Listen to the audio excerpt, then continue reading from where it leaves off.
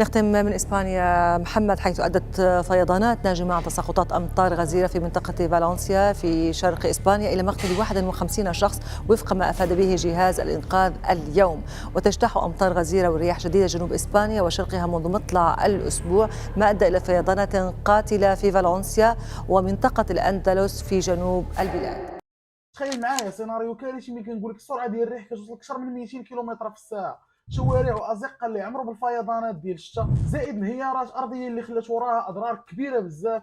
فهذا هو الواقع اللي كتعيشوا اليوم اسبانيا. ولكن وسط الازمه الكبيره المغرب غادي يدير واحد الخطوه اللي كبيره بزاف، اللي كانت تضامنيه وتعاونيه وانسانيه في نفس الوقت مع اسبانيا او الجاره الشقيقه ديالنا.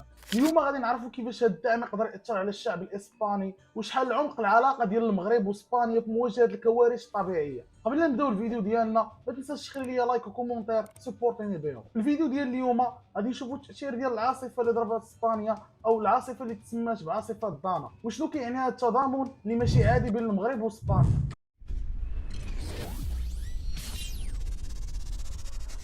العاصفه ديال دانا او اعصار ديال دانا كان واحد من اقوى العواصف اللي دازوا في التاريخ ديال اسبانيا في هذه السنوات الاخرى. هادشي اللي خلى بزاف ديال المدن الاسبانيه تاثر باضرار كبيره، خصوصا مدينه فالنسيا اللي تاثرات بالفيضانات بزاف، والبنيه التحتيه ديالها اللي كلات العصا ديال بس، اللي عرفت درجه كبيره من التساقطات، وهادشي اللي سبب لهم فيضانات كبيره اللي عانات منها الساكنه ديال المنطقه بشكل كبير. تخيل معايا ان شي بلايص في فالنسيا عمرات بالماء لدرجه انها وصلت ل2 ديال المتر في العمق.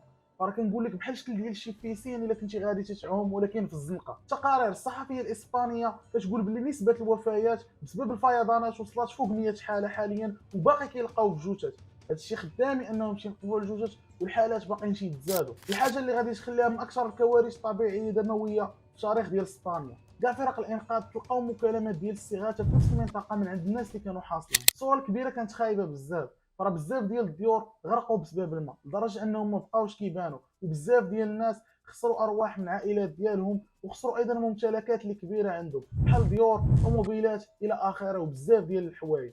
الوقت اللي كانت كتعاني في اسبانيا بسبب هذه الكارثه، الحكومه المغربيه علنات على التضامن ديالها القوي، وجدت فرق ديال الانقاذ والمساعدات الانسانيه. هذه المبادره اللي دار المغرب كتبين الروح الانسانيه والتضامن اللي كتجمع بين المغرب واسبانيا. فهذه المبادره اللي دار المغرب كتعتبر لصالحه دوليا، لانه بين واحد الرمز ديال التضامن للدول ديال العالم كامله، خصوصا في وقت الازمات. فراه بزاف ديال الصحف الاسبانيه اللي هضرات على هذا العمل الانساني اللي داروا المغرب، وذكروا بلي هذا التعاون كيبين العلاقه الكبيره اللي بين الدول بجوج، اللي كتفوت الحدود السياسيه والتاريخيه. الدعم ديال هذه الكارثه الطبيعيه ما كانش محصور غير في الحكومات، فراه حتى الانديه الرياضيه خرجت حتى هي كتبين الدعم ديالها القوي لهذه الكارثه والضحايا ديالها. بحال النادي ديال ريال مدريد اللي خرج يعبر على الحزن ديالو في منصه ديال اكس، وكيدعم الضحايا والعائلات ديال هذه الكارثه. بالنسبه للنجم ديال ريال مدريد فينيسيوس جونيور، حتى هو خرج كيبين على الدعم ديالو قبل الماتش ديال ريال مدريد وفالنسيا اللي كان غادي تلعب وتانيولا بسبب هذه الكارثه الطبيعيه، وبين الدعم ديالو للضحايا ديال هذه الكارثه والعائلات ديالهم، وكان كيواسيو حتى هو على منصه ديال اكس، خصوصا كيدوز من واحد الفتره صعيبه ديال البالون دور اللي كاملين عارفين انه ما فازش فيها. هادشي اللي كيبين لنا بلي ان الكره او الرياضه عندها واحد الدور كبير وكتوحد الناس في القضايا الكبيره والانسانيه. ترى فريق ديال مدينه فالنسيا براسو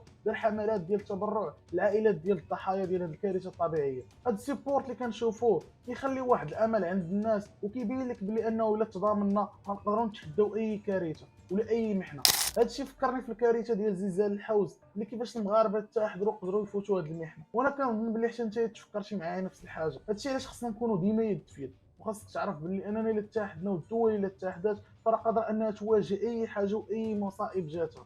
وهذا الشيء علاش تيقول لك التضامن فيه قوه.